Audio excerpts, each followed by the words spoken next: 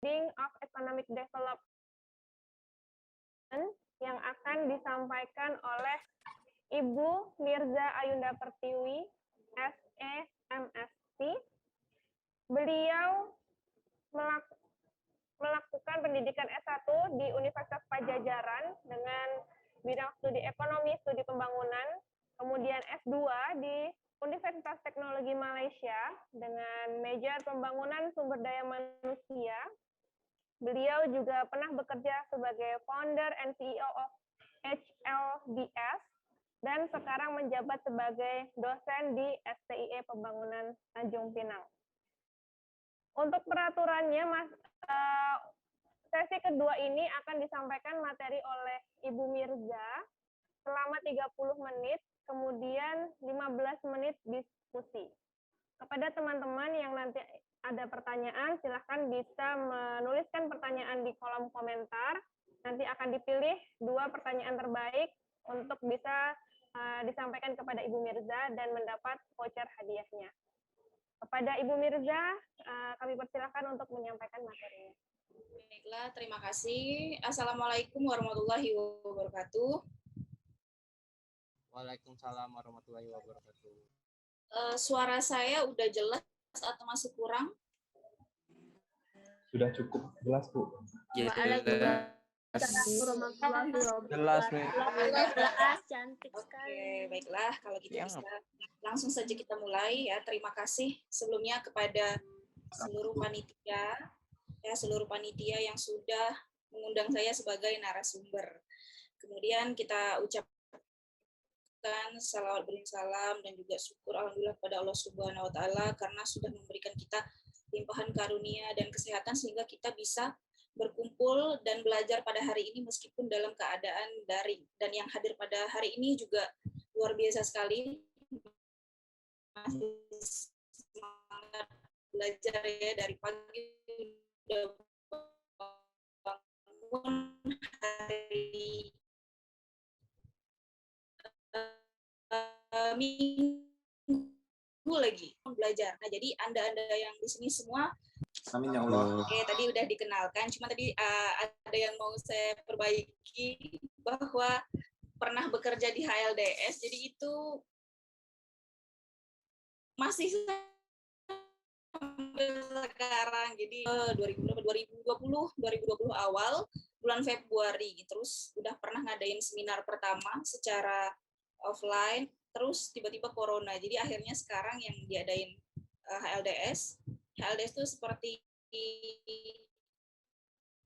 EO lah, event organizer khusus untuk mahasiswa-mahasiswa. Oke, nah saya akan share screen. Di sini sudah keluar desktopnya. Sudah. Oke, nah jadi tadi dibacain background saya S1 di Unpad jurusan Economics Development atau Ekonomi Studi Pembangunan. Itu beda dengan manajemen dan akuntansi. Jadi kalau misalnya manajemen akuntansi, manajemen kan itu seputar ilmu di organisasinya. Akuntansi seputar keuangan. Kalau Economics Development lebih agregat lagi yang dibahas lebih luas. Jadi seperti pembangunan ekonomi, ya, GDP, GNP, statistik seperti itulah. Nah, kemudian S2-nya saya ke ranah lebih ke manajemen dan psikologi, jadi ke human resource development. Itu di UTM Malaysia, University Teknologi Malaysia di Johor Baru. Nah, kemudian background saya itu dosen. Walaupun saya dosen, tapi saya itu pencinta budaya. Nah, pencinta budaya saya dulu sebelum jadi dosen, saya jadi dosen 2018. Tahun 2016 sampai 2019 saya aktif menjual tanja, namanya tanja betuah. Tanja itu adalah ikat kepala orang Melayu. Jadi bisa dibilang saya dulu perintis tanja kekinian, di mana orang-orang biasa kalau misalnya teman-teman lihat di sini tanja yang dipakai ini tinggi-tinggi ya seperti raja-raja, sultan. Saya membuat tanja yang lebih modern, yaitu pakai perekat. Kebetulan nggak ada di sini fotonya. Jadi pakai kayak strek-strek gitu loh, jadi kayak topi. Nah, tujuannya adalah untuk supaya adat ini juga bisa masuk ke anak-anak muda. Tujuannya seperti itu. Nah, kemudian saya juga pernah juara di berbagai bidang budaya ya. Salah satunya seperti lomba foto museum yang di sini nih juara 1 lomba foto museum. Jadi kalau Anda lihat ini foto orang Melayu perempuan zaman dulu, dan ini saya mengilustrasikannya saya sebagai perempuan Melayu zaman sekarang. Jadi kalau di sini misalnya ada orang Melayu itu identik dengan Islam. Jadi kalau ada orang bilang saya orang Cina tapi saya tetap Melayu, itu salah besar, karena orang Melayu itu syaratnya adalah mengucapkan 2 kalimat syahadat, karena orang Melayu itu selalu berprinsipkan pada syariat Islam. Makanya baju kurung Melayu itu tidak membentuk lekuk tubuh. Nah, jadi kalau misalnya Anda hari raya Lebaran pakai baju kurung yang mungkin udah modern ya, itu berarti bukan baju kurung Melayu sebenarnya. Jadi baju kurung Melayu itu ada banyak filosofi seperti yang dipakai ini guru saya dalam membuat tanja. Ini celananya tidak ada resleting ya, mengikut sunnah, karena sunnah itu seharusnya kan kita kencing atau buang air kecil itu duduk ya, kalau laki-laki nggak berdiri gitu, bukan adat dan budaya orang Melayu gitu sebenarnya. Ini adalah budaya warisan. Jadi ini guru saya belajar destar, tanjak, dan tengkolok. Tapi sekarang nggak lagi. Ada banyak pertimbangan karena saya cukup menjadi pecinta budaya aja, saya masih bikin konten ya, itu tentang budaya tapi nggak jualan tanjak lagi. Saya lebih fokus ke pendidikan, di edukasi, mengajar, karena ada pembagian waktu lah antara ngajar. Saya juga punya 2 orang anak, yang 1 3 tahun, yang 1 5 tahun, dua-dua laki-laki lagi, jadi luar biasa. Jadi saya supaya cukup tidur gitu ya, jadi nggak terlalu banyak yang saya kerjain, saya fokus di dunia mengajar saja. Nah, jadi kalau misalnya kita ingin keep in touch, kalau pengen lebih dekat lagi, boleh follow saya di Instagram, LinkedIn, ataupun YouTube, semua namanya sama, Mirza Ayunda. Di YouTube saya aktif bikin konten tentang statistik, jadi kalau misalnya ada yang bikin skripsi, gimana nih cara analisis regresi, kemudian cara uji validitas, cara bikin kuesioner, cara pakai Mendeley, itu ada di YouTube saya. Saya juga bahas tentang human resource development, teori-teori HRD, terus tentang teori-teori kewirausahaan, tentang podcast yang inspiratif, dan juga tentunya tentang budaya. Jadi saya kemarin ada bikin tentang challenge tes bahasa Melayu anak Tanjung Pinang. Nah, di sini banyak nih anak Tanjung Pinang yang tinggal di daerah Melayu nih, ini jadi masalah daerah kita juga ya. Tapi mereka segan berbahasa Melayu atau merasa minder dengan bahasa daerah. Kemudian kedua, banyak bahasa-bahasa Melayu yang mereka tidak tahu artinya itu apa. Oke. Nah, mungkin di sini juga ada bukan orang Melayu ya, tapi saya sendiri sebagai orang yang Melayu 100%, asli Melayu, bapak saya Melayu, ibu saya Melayu Batubara di Medan, Melayu Deli, bapak saya Melayu Tanjung Balai Karimun. Jadi, baik Anda orang Jawa, orang Minang, jangan segan berbahasa daerah. Karena banyak orang segan karena dibilang kampungan gitu kan. Padahal kampungan itu bukan dari cara kita berpakaian, bukan dari cara kita berbicara, bukan dari apa yang terlihat gitu ya. Tapi yang membuat kita kampungan atau tidak kampungan itu dari pola pikir kita, mindset kita. Jadi jangan segan untuk mempromosikan daerah Anda. Jadi mungkin di sini ada juga orang yang dari Tanjung Pinang tapi kuliah di luar, misalnya di Pulau Jawa. Saya dulu 4 tahun di Bandung. Saya tetap tidak lupa dengan bahasa daerah saya. Ketika saya pulang, banyak teman-teman saya yang dari Pulau Jawa berbahasa orang Melayu ngomong sama saya kan orang Melayu, dia orang Melayu waktu SMA, kami ngomong bahasa Melayu gitu. Pas dia kuliah di Pulau Jawa, ya di Jakarta lah, Surabaya, Jogja, Bandung, pulang-pulang lupa pula bahasa Melayu kan gitu istilahnya. Tiba-tiba, lah ngapa pula budak nih bahasa Jakarta, Monas pindah pula ke Balai, saya bilang gitu kan. Nah, jadi kadang-kadang kita pengen terlihat keren, jadi nggak keren sebenarnya. Jadi jangan segan. Kita tetap harus menguasai bahasa Indonesia, karena kita wajib bisa bahasa Indonesia supaya kita sebagai mahasiswa, kita punya tulisan dan public speaking yang bagus dalam bahasa Indonesia. Karena jujur saya sebagai dosen melihat skripsi itu banyak kacau karena nggak bisa bahasa Indonesia. Tulis kalimat efektif, disambung atau dipisah, itu nggak ngerti. Itu. Nah, Anda juga harus melestarikan identitas Anda. Bahasa daerah Anda jangan lupakan. Saya sebenarnya sangat menyayangkan bahwa kementerian menghapus aksara daerah dalam muatan lokal. Jadi dulu kita belajar bahasa Melayu, Arab Melayu, tulisan Arab Melayu, tapi sekarang udah nggak ada lagi. Itu sangat disayang sekali. Nanti lama-lama kelestarian budaya daerah bisa luntur gara-gara dihapuskannya hal tersebut gitu.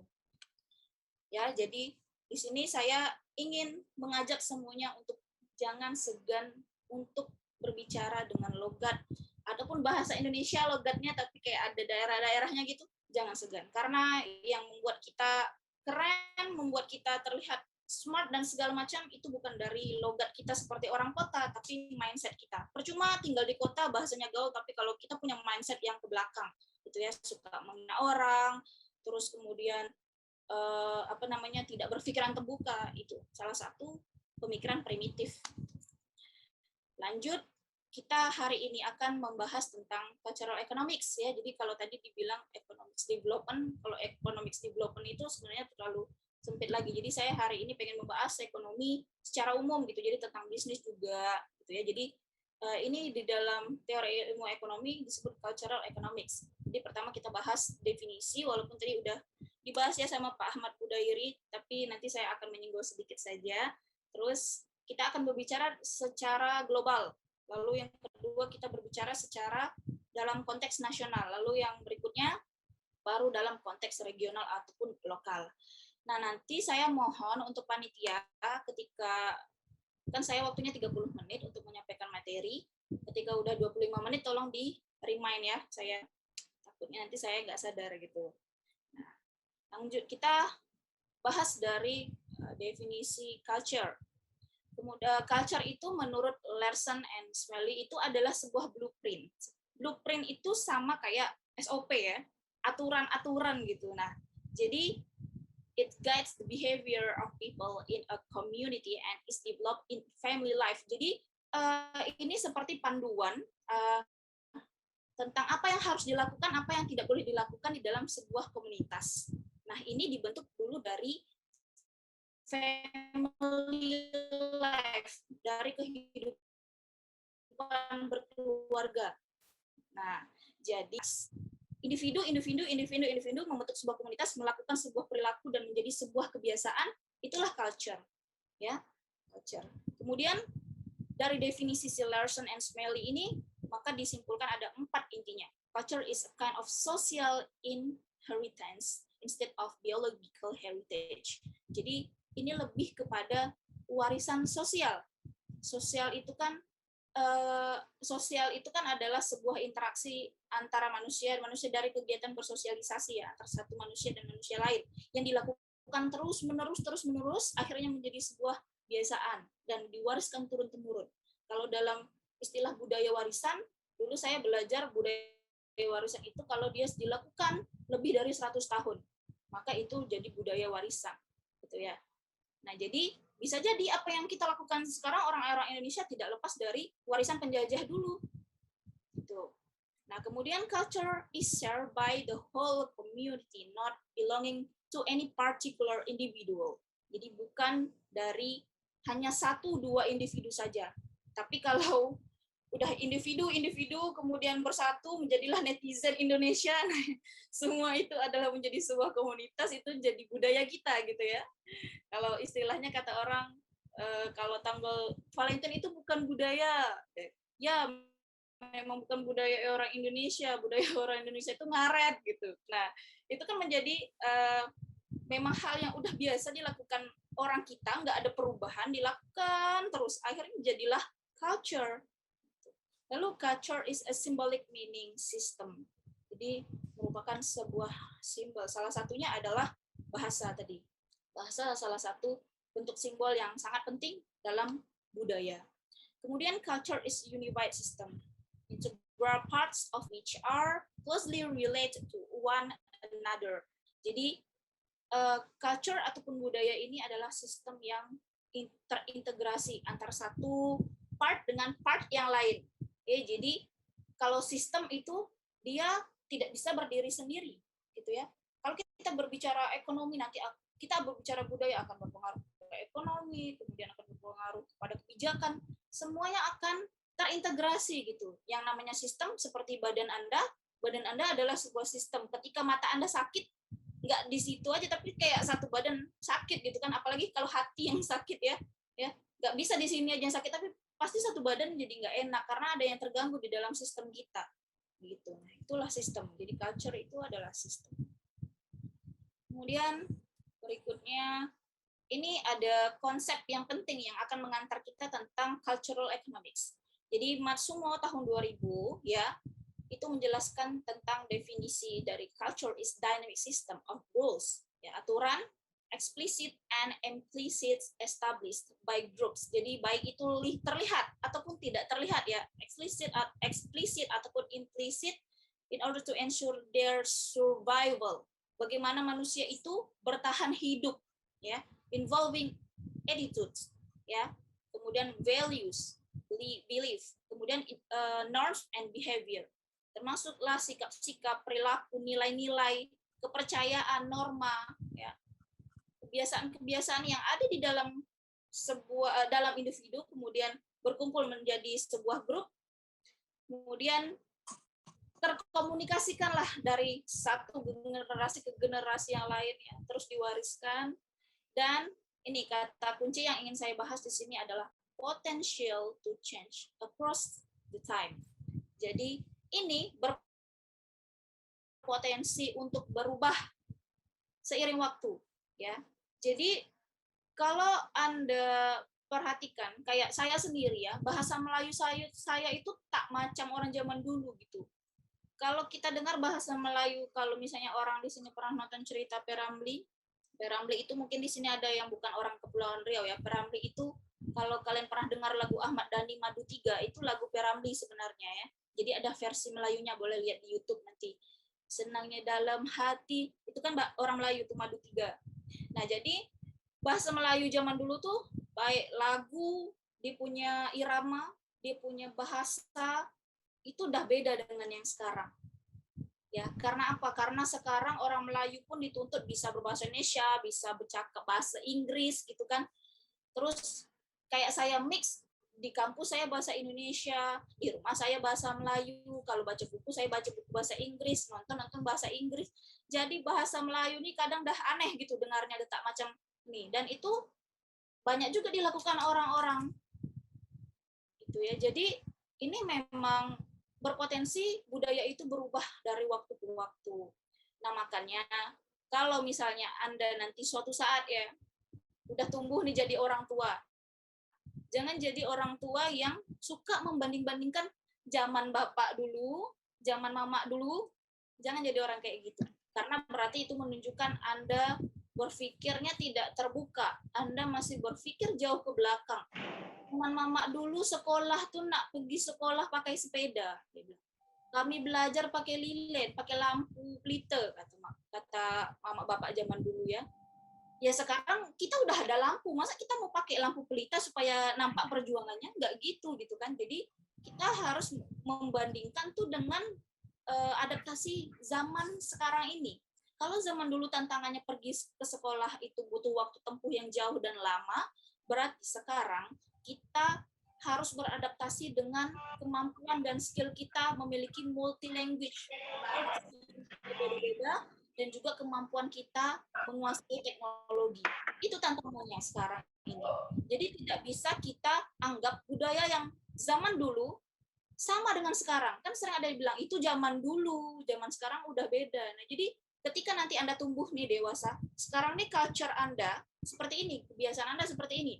Nanti ketika Anda udah jadi orang tua, jangan Anda minta anak Anda untuk beradaptasi dengan bagaimana zamannya Anda.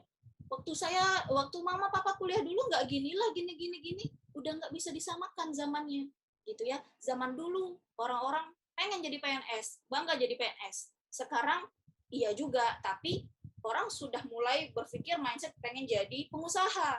Zaman dulu jadi PNS keren, zaman sekarang orang jadi pengusaha keren, gitu. Jadi sudah mulai berubah culture-nya dari pemikiran-pemikiran konvensional ke pemikiran-pemikiran yang lebih modern. Nah, itu sudah mulai nampak sekarang ini. Apalagi kalau Anda tinggal di Jakarta ya, di ibu kota. Kalau di Pinang ini masih mix lah, masih yang konvensional banyak, yang modern udah mulai banyak juga. Terus, nah akhirnya kita simpulkan tadi seperti Pak Ahmad Budairi juga udah menjelaskan bentuknya seperti iceberg. Nah, jadi gambar iceberg itu seperti ini ya. Jadi iceberg itu yang terlihat itu lebih kecil, di bawahnya itu lebih besar. Ya, jadi di bawahnya itu yang membentuk. Jadi yang kita lihat itu bahasa ya, dress, baju, pakaian, karya seni, ya. Kemudian holidays itu maksudnya tanggal-tanggal merah, merayakan ini itu, perayaan-perayaan tertentu, language, bahasa, arsitek, kemudian literature, laws, food, etikat dan segala macam itu yang nampak. Itu yang bisa kita lihat, itu yang bisa kita kaji. Sebenarnya itu adalah hasil ya dari values, nilai-nilai yang diterapkan, tradisi-tradisi, kepercayaan, filosofinya, ethics, kemudian customs, morals, meaning of life. Itu yang sebenarnya lebih kuat dibandingkan yang terlihat ini. Jadi ketika kita ingin merubah suatu kebiasaan kebudayaan orang yang nampak ini, ya ini tidak bisa langsung misalnya dress pengen kita ganti seperti itu, berarti asalnya dari bawah dulu, perubahan cara berpikir dulu, baru terwujud dalam bentuk dress. Ya, jadi saya rasa di sini semuanya pintar-pintar sudah pahamlah maksud ini. Jadi iceberg ini tidak hanya di culture ya, kalau di dalam teori manajemen ini juga menggambarkan tentang formal and informal leadership. Jadi kayak formal leadership itu yang terlihat, tapi ternyata di bawah itu informal leadership juga yang lebih powerful dalam influence dalam organization gitu. Nah, jadi ini bentuk iceberg dari culture. Nah, lalu kita masuk tentang cross cultural economics. Kita berbicara dulu dalam global konteks. Nah, jadi awal mula cross cultural economics ini sebenarnya adalah kontradiksi dari teori neoclassical economics dan classical economics. Jadi teori klasik ini menyatakan lebih bertumpu pada teori-teori mekanisme pasar, teori supply and demand, production cost dan segala macam. Nah, sedangkan menurut behavioral economics teori, jadi bahwa kita untuk melakukan prinsip-prinsip ekonomi itu berdasarkan psikologi manusia gitu ya. Makanya ada psikologi marketing juga.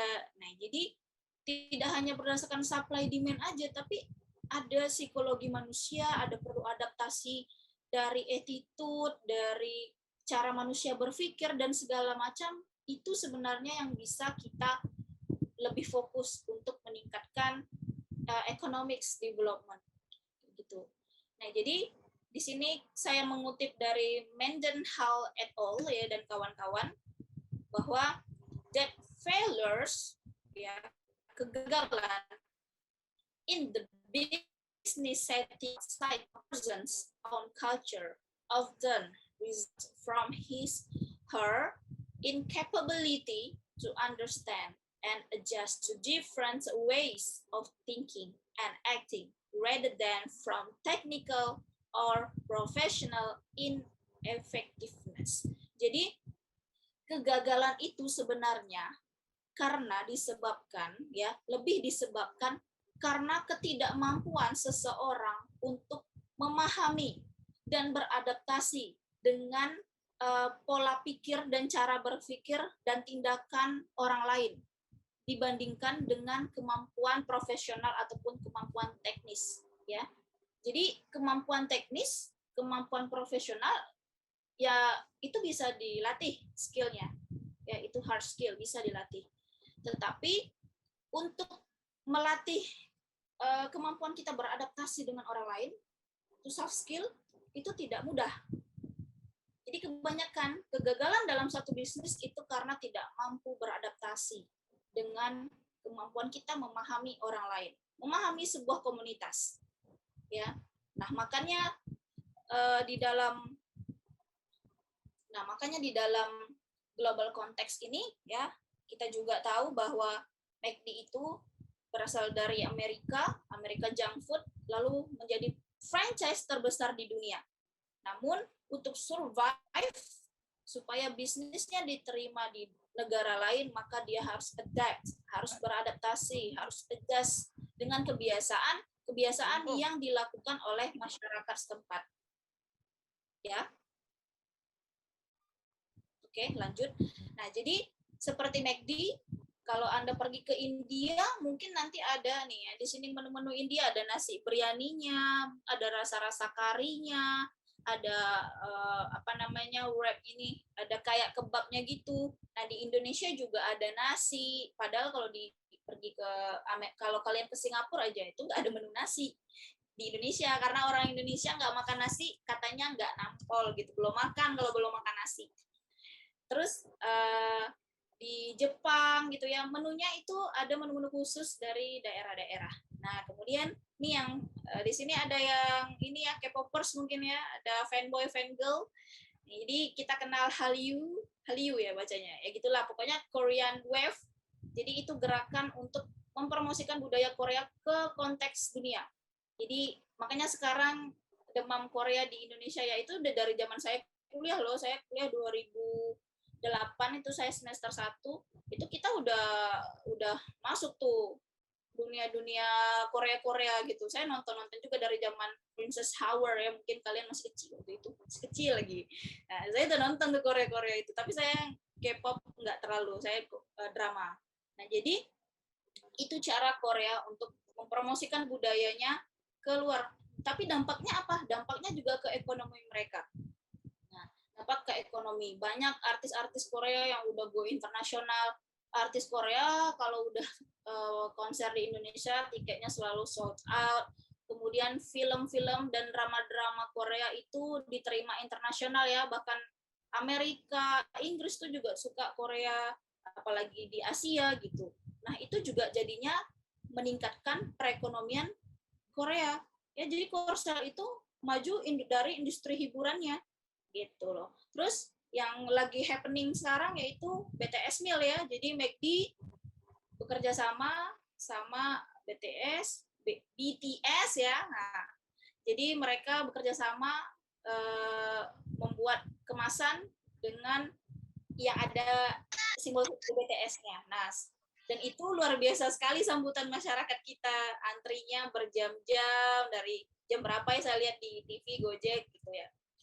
Nah, jadi pertanyaannya adalah what should you do to deal with 4.0 and 5.0 era?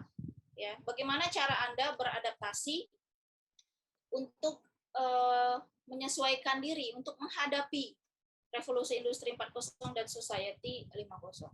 Jadi jawabannya adalah yang sudah Anda lakukan saat ini, yaitu belajar tentang cross-cultural understanding. Anda harus memiliki multi-cultural skill. Jadi Anda harus memahami bagaimana budaya baik dalam konteks global ataupun nasional ataupun lokal. Anda harus punya kemampuan itu, karena kalau sudah Anda belajar tentang multicultural, artinya Anda belajar untuk memahami orang lain. Jadi sebenarnya tidak ada orang itu yang salah ataupun benar, ya. Kalau kita merasa budaya kita paling benar, itu apa namanya ya? Apa saya lupa pula nama istilahnya. Ada yang ingat namanya kalau merasa budayanya yang paling benar, apa ya? Mungkin nanti kalau ingat saya kasih tahu lagi. Nah, jadi ada perasaan yang merasa culture-nya paling benar tidak bagus. Gitu. Jadi kita harus etnosentrisme, Bu. Ya, etnosentris ya. Jadi jangan sampai kita menjadi orang yang etnosentris. Orang Jawa paling hebat, orang Melayu paling hebat, orang Minang paling hebat, nggak kayak gitu. Orang Indonesia paling bagus gitu ya. Nah, jadi jangan sampai kita seperti itu. Ih, lagi nelpon kok, bangku aja. Nah, lalu kemudian kita masuk ke konteks nasional. Nah, konteks nasional ini bisnis-bisnis yang beradaptasi dengan multicultural Indonesia ya. Jadi kita ini banyak sekali jumlah suku di Indonesia. Ada yang tahu berapa? Berapa ribu? Ya, sekitar 1.340-an lah ya, berdasarkan survei nasional yang terakhir, kurang lebih lah segitulah. Ya, jadi banyak sekali suku di Indonesia, tapi kita banyak didominasi oleh suku, kalau tidak salah saya, semalam saya menemukan referensi, itu Jawa, Sunda, Minang, Melayu, apa lagi ya? Ya salah satunya itulah. Sumatera juga lumayan banyak mendominasi ya suku-suku di Sumatera. Tapi paling tinggi itu Jawa. Nah, jadi kuliner khas Indonesia, kalau misalnya di sini, kalau ada yang dari Padang, kalian nggak akan nemu mie kocok Bandung gitu ya. Jadi saya dulu waktu di Bandung, kan saya biasa makannya soto Medan kalau di sini, di Kepulauan Riau. Saya pergi ke Bandung kuliah, kok nggak ada soto Medan, adanya mie kocok Bandung. Oh, ternyata enak juga. Jadi ini bisa jadi oleh-oleh ya ternyata. Jadi inilah inovasi dari Indofood untuk membuat sebuah inovasi yang beradaptasi dengan keanekaragaman budaya di Indonesia. Nah, jadi mungkin di sini kalau ada yang pergi jalan-jalan nih, mungkin ini jadi bisa ada ide nih, ngasih oleh-oleh apa ya. Nah, oleh-olehnya beli aja Indomie berdasarkan khas daerah tersebut. Karena dia nggak akan ada, kalian nggak bisa nyari mie kocok Bandung di Batam, di Tanjung Pinang tuh nggak akan ketemu. Kalian hanya bisa ketemu ya di daerah yang disebarkan atau didistribusikan mie kocok Bandung ini gitu, di Jawa Barat mungkin kan. Nah, kemudian Gojek. Apa problem Gojek? Ada yang bisa memberi saya insight tentang apa sih kaitannya antara Gojek dengan cross cultural economics ini dalam konteks nasional? Silahkan. Ada yang mau mencoba? Ada enggak? Oke, jadi Gojek ketika pertama kali ingin mulai memasarkan produknya ke Indonesia ya, mulai di Jakarta dulu, itu banyak konflik kan, benar nggak? Betul. Iya benar. Ya, banyak konflik. Karena apa? Karena kebiasaan orang kita adalah ojek pengkolan atau ojek pangkalan. Duduk di gang, nunggu, kemana Neng? Ya, kemana Teh? Kemana Bang? Kemana Kak? Nah, itu panggil, kesini Bang, naik gitu. Sekarang udah aplikasi tep gitu. Nah, kebanyakan yang suka seperti ini adalah komunitas-komunitas yang mereka sibuk bekerja, yang memang mindset-nya sudah beradaptasi dengan teknologi, dan kebanyakan anak milenial ini nggak nolak. Lebih simpel. Tapi generasi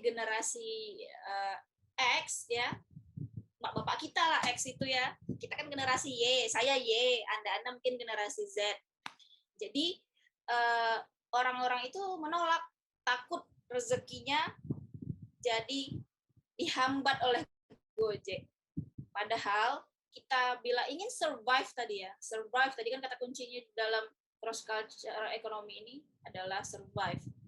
Jadi kalau misalnya kita ingin survive ataupun bertahan dengan pendapatan dan nafkah kita, ya kita adaptasi gitu, bukan malah menolak. Itu nggak akan bisa, nggak akan terelakkan. Buktinya sekarang Gojek malah ada hampir di seluruh Indonesia, termasuk di Tanjung Pinang. Di Tanjung Pinang aman-aman aja ya, nggak terlalu ada masalah gitu. Nah, tapi Alfamart di Pinang belum ada. Belum, isunya sih ya, karena belum diterima Pemda. Tapi kalau dalam konteks provinsi, Kepulauan Riau ada, itu di Batam. Nah, yang benar-benar nggak ada, kalau nggak salah di sini ada yang dari Padang, satu-satunya kota yang nggak ada Alfamart itu di Padang, kalau nggak salah saya. Karena takut mematikan kebiasaan orang Minang yang berdagang tadi. Orang Minang kuat kuat identiknya tuh dengan pedagang.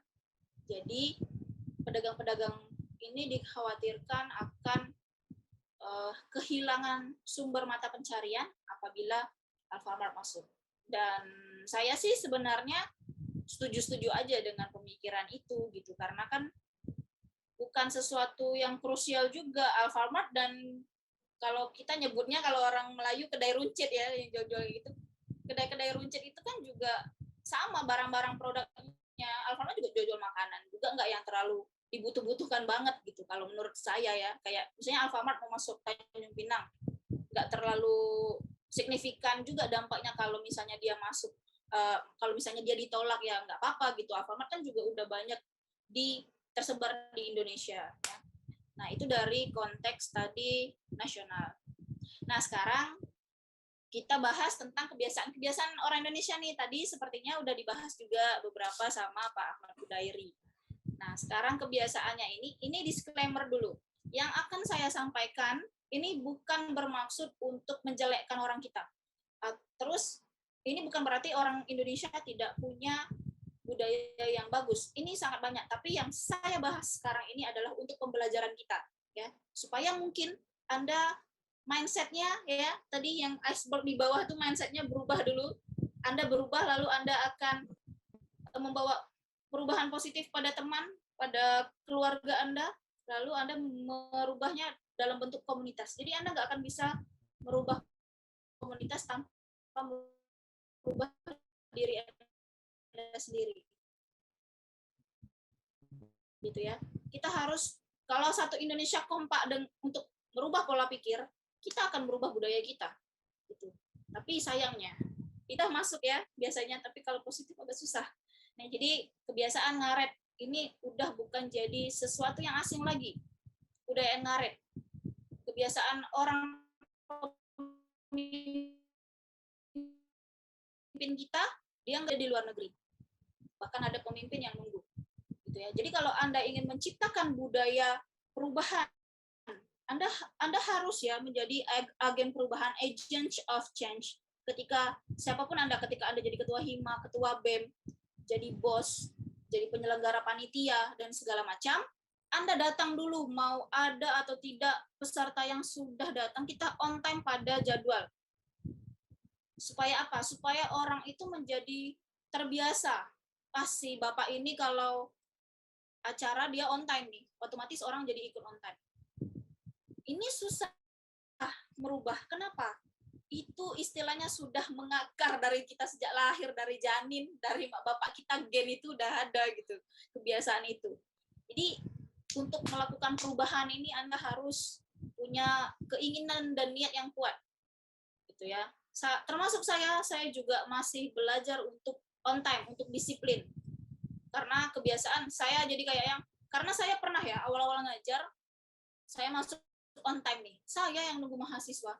Kita mau mulai, banyak yang belum datang. Nanti saya ngulang lagi kan jadi males gitu. Akhirnya lama-lama ya udah ikut pada jadwal yang mahasiswa aja. Kalau mahasiswa datang baru saya, oh jam segini paling mahasiswa belum datang semua nih. Jadi kayak gitu kebiasaannya. Itu nggak bagus. Gitu ya. Nah, jadi kita harus belajar untuk on time. Lalu kekerabatan atau kekeluargaan. Ini ada positif, ada negatif. Kekerabatan. Orang Indonesia itu terkenal ramah. Ada orang bule datang ke tempat kita itu disambut, ada tamu, kita sangat ramah. Ya, kita akan sangat mudah menganggap seseorang itu menjadi keluarga. Itu positifnya. Banyak orang bule, orang luar itu tersanjung karena kita tuh sangat ramah ke orang luar. Ya. Nah, tapi akibat kekerabatan dan kekeluargaan ini ada juga dampak negatifnya. Ya, dampak negatif adalah jadi tidak bisa menolak keinginan keluarga. Contohnya nih, bapak saya banyak yang minta tolong anaknya untuk masuk sekolah. Pak, tolonglah anak saya mau masuk ke sini. Sekarang kan sistemnya udah zonasi. Ya, kalau ditolong bapak saya masuk penjara, kalau nggak ditolong nggak dianggap keluarga. Nah, bahayanya itu, susah kan? Susahnya jadi pejabat di tempat kita di Indonesia, Anda jadi bos, Anda punya, bahkan Anda nanti jadi staf biasa pun, misalnya Anda kerja nih di sebuah rumah sakit, pasti Anda akan diminta tolong sama keluarga. Tolonglah anak makcik sakit nih, tolonglah cepatkan gini-gini. Pasti akan ada seperti itu orang Indonesia culture-nya. Jadi sangat bergantung pada hubungan kekerabatan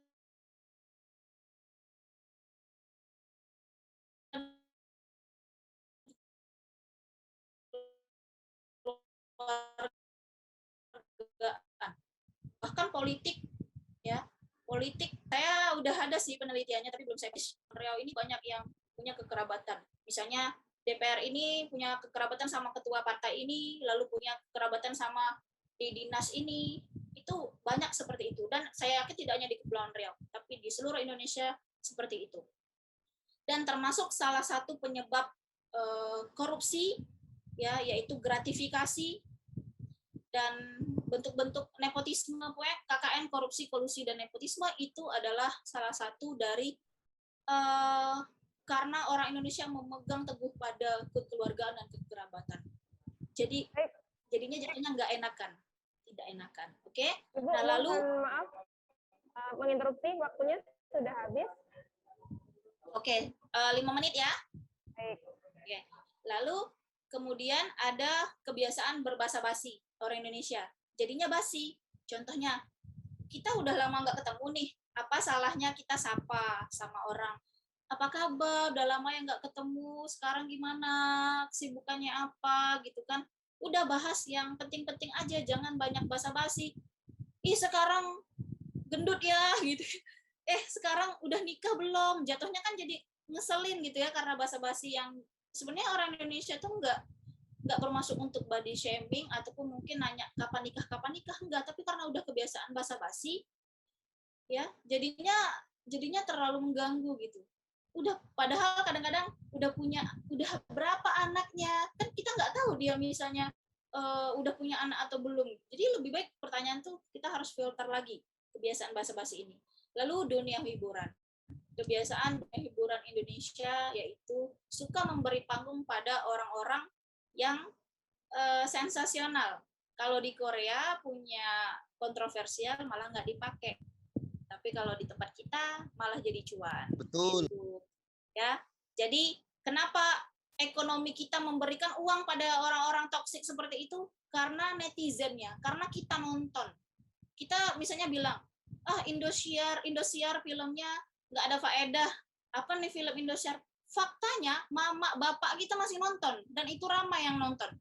Betul. Nah, jadi itu membuat rating tinggi. Jadi itu adalah culture. Nah, kemudian kita masuk ke konteks regional ya. Ketika Anda memasuk konteks regional, maka yang pertama perlu kita perhatikan, ketika Anda ingin jadi pengusaha daerah yang sukses, Anda harus berdayakan potensi daerah. Ya, kalau di Kepulauan Riau, kita ada sumber kolagen terbaik di dunia. Ya, bukan SK2 ya dari fermentasi beras yang dari Korea, tapi teripang emas itu ada di Laut Bintan, banyak sekali. Ya. Kemudian laut kita sangat luas. Kepri itu 96% lautan, 4% saja daratannya. Tentu akan sangat banyak potensi yang bisa digali dari maritim ini.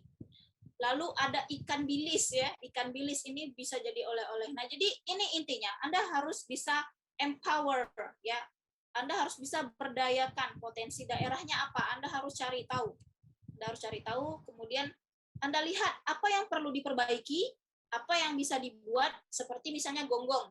Gonggong ini cuma ada di Kepulauan Riau ya. Oh, ternyata banyak limbah gonggong nih, kulit-kulitnya. Kira-kira kulitnya bisa diberdayakan jadi apa ya?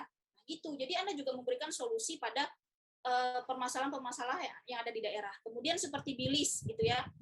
Bilis ini bagus, tapi gimana supaya dia menjadi lebih bagus? Mungkin orang banyak ke pasar nih, tapi mungkin kan ada orang yang nggak sempat ke pasar. Nah, mungkin Anda sebagai anak muda belajar tentang manajemen, kalau dibikin packaging yang bagus, keren nih. Nah, dari situ mungkin ide akan muncul. Lalu yang kedua, memahami perilaku dan kebiasaan masyarakat. Di Tanjung Pinang sendiri, itu budayanya orang-orang itu suka ngopi ya. Jadi ketika di sini Anda buka kafe bisa jadi cepat tutup. Kenapa? Karena culture orang Kepulauan Riau itu bukan makan di luar. Makan di luar sekali-sekali itu juga paling dari pagi sampai sore minumannya 1 cangkir doang gitu. Jadi ketika di Batam Anda lihat orang jam kerja, pulang kerja, itu mal-mal penuh, orang makan di luar. Karena apa? Kebanyakan ada yang ngekos, ada yang memang nggak sempat masak. Tapi kalau di sini, di rumah ada makanan, pulang makan dulu, baru nongkrong sama kawan. Makanya kedai kopi lebih laku. Itu harus dilakukan riset. Tapi saya juga nggak ngerti, kenapa di Pinang ketika anak muda punya modal, buka kafe. Pengen kerennya dulu, tapi nilai bisnisnya, value-nya kurang gitu. Nah, jadi pahami perilaku dan kebiasaan masyarakat kita. Itulah sebabnya kenapa di Pinang tidak ada McD. McD dengan KFC ada 2 di sini. Ya. Nanti mungkin di sini ada yang bisa jawab kenapa McD tidak ada di Tanjung Pinang. Mungkin jawaban yang bagus nanti boleh minta panitia lah hadiah gitu ya, nanti di Q&A. Terus, dan yang berikutnya, pahami perilaku dan kebiasaan masyarakat, udah kayaknya ya. Oh ya, ini masih pahami perilaku dan kebiasaan masyarakat. Di Tanjung Pinang, bukan di Tanjung Pinang, di Bintan, di Kabupaten Bintan, itu masih satu daratan sama Tanjung Pinang. Kita punya Pulau Nikoi, the best private island in the world, ya, tahun 2016. Jadi private island terbaik. Tapi tidak dibuka untuk masyarakat umum pada saat corona. Sedangkan resort-resort yang lain itu membuka untuk masyarakat umum. Diturunin harganya jadi cuma 500, 700. Tapi Niko ini enggak, dia cuma terima visit aja, kunjungan, tapi enggak nginap. Kenapa? Karena ownernya tidak mau nilainya turun. Jadi di Niko ini cocok untuk budaya orang luar. Cocok untuk orang-orang luar, tidak cocok untuk orang Kepulauan Riau, untuk orang lokal, untuk orang Indonesia. Kenapa? Karena di pulau ini yang pertama memang udah mahal. Pasti kita akan bilang pulau ini harganya mahal, fasilitasnya cuman kayak gini. Nah, bagi orang luar, fasilitas alam itu mahal. Jadi di kamar dia nggak ada AC, nggak ada wifi, di pulau ini nggak ada wifi, terus semuanya itu benar-benar dari alam. Mungkin banyak nyamuk juga. Kalau orang Indonesia ke sini, pasti bilang, dah lah mahal, tak dapat apa-apa, TV tak ada, wifi tak ada, pasti kayak gitu. Ya, nah itu juga permasalahan dari cultural economics in the local context. Nah, lalu yang terakhir, ini slide terakhir ya. Nah, jadi yang terakhir adalah riset kebutuhan masyarakat setempat. Ketika Anda ingin buka suatu usaha, baik Anda di Tanjung Pinang, di Batam, di luar Kepulauan Riau, Anda harus riset, baru Anda putuskan untuk membuka sebuah bisnis apa. Baiklah, sekian materi dari saya. Silakan saya lanjutkan ke host. Mohon maaf atas keterlambatannya tadi. Terima kasih.